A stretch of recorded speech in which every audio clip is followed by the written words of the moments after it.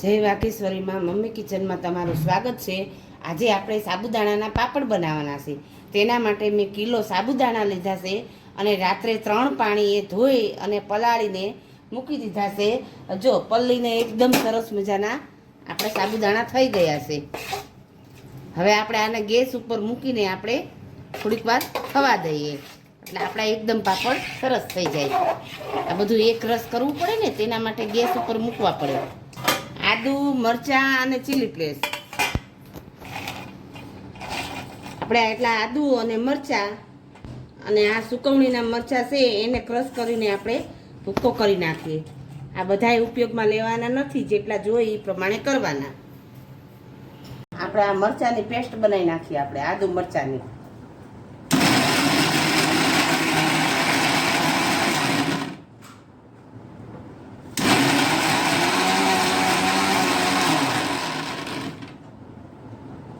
આપણે આદુ મરચાંની પેસ્ટ થઈ ગઈ છે। આદુ મરચાં હતા એની આ પેસ્ટ બનાવી નાખી છે અને લાલ મરચાં હતા એનો પાવડર બનાવી નાખ્યો છે। એટલે પાવડર કોરો રાખી તો બીજા શેમાં ઉપયોગ કરવો હોય તો કરી શકાય। હવે ગેસ ઉપર આપણે સાબુદાણા કરવા મૂકી દઈએ। પેલું ભરીને આપણે બાઉલ પાણી નાખવાનું, થોડુંક પાણી છે એવું લાગે તો પછી નાખવાનું। આ સતત હલાવી રાખવાનું, એકદમ નીચે જરાય ચોટવું ન જોઈએ।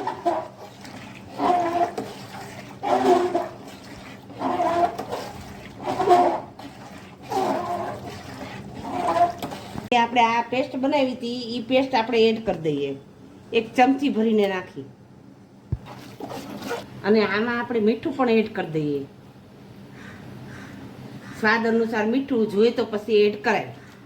3 ચમચી જેવું મેં નાખ્યું છે અને 1 ચમચી ભરીને જીરું, 1 થી 1.5 ચમચી જેટલું, 2 ચમચી થાય તો વાંધો નહીં। આપણે કિલો સાબુદાણા છે ને અને ચીલી ફ્લેક્સ આ આપણે એ પણ એડ કરી દઈએ। આદુ મરચાંની પેસ્ટ નાખી છે એટલે બહુ નહીં નાખવાની, ચમચી 1.5 ચમચી। આપણે સાબુદાણાનું આ છે લિક્વિડ જેવું થઈ ગયું છે। આ એકદમ સાબુદાણા દેખાય છે ને એ સાબુદાણા દેખાવા ન જોઈએ, અધકચરા દેખાય ને બાકી ગળી જાય ને ત્યાં સુધી હલાય હલાય કરવાનું, એકદમ હલાય હલાય જ કરવાનું, ચોટવું ન જોઈએ નીચે। જો આપણે પાણી હતું, જો ઘણું ખરું બળી ગયું, પાણી એકદમ બળી ગયું છે જો, અને એકદમ રસ થવા માંડ્યા છે। થોડીક જ વાર છે, બહુ વાર નથી। હવે આપણે આ સાબુદાણાનું આપણે તૈયાર થવા આવ્યું છે પાપડનું। હવે આપણે આને વાર નથી, સેજ જ વાર છે। જો આ એકદમ એક રસ થઈ ગયું છે ને, જો તમે જોઈ શકો છો કેટલું સરસ મજાનું થઈ ગયું છે। જો આ કલર વાળા કરવા હોય તો કલર વાળા પણ કરી શકાય, મેં કલર વાળા નથી કર્યા, મેં એકદમ વ્હાઈટ રાખ્યા છે। હવે આપણું આ તૈયાર થઈ ગયું છે। હવે આપણે ગેસ બંધ કરી દઈએ અને આને થોડીક વાર ઠરવા દઈ પછી આપણે પાપડ પાડી નાખીએ। હવે આવી ગયા છે, હવે આપણે પાપડ બનાવી નાખીએ। તેના માટે આ મેન્યુ લીધું છે।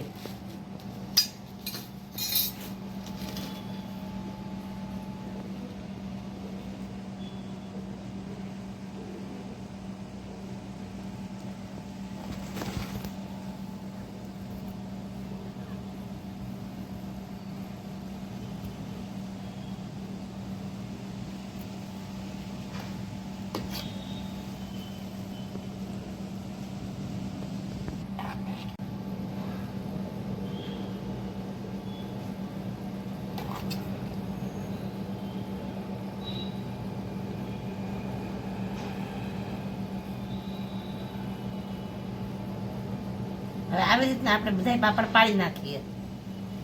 રાખવાના, બહુ એકદમ પાહે પાહે નહીં કરવાના।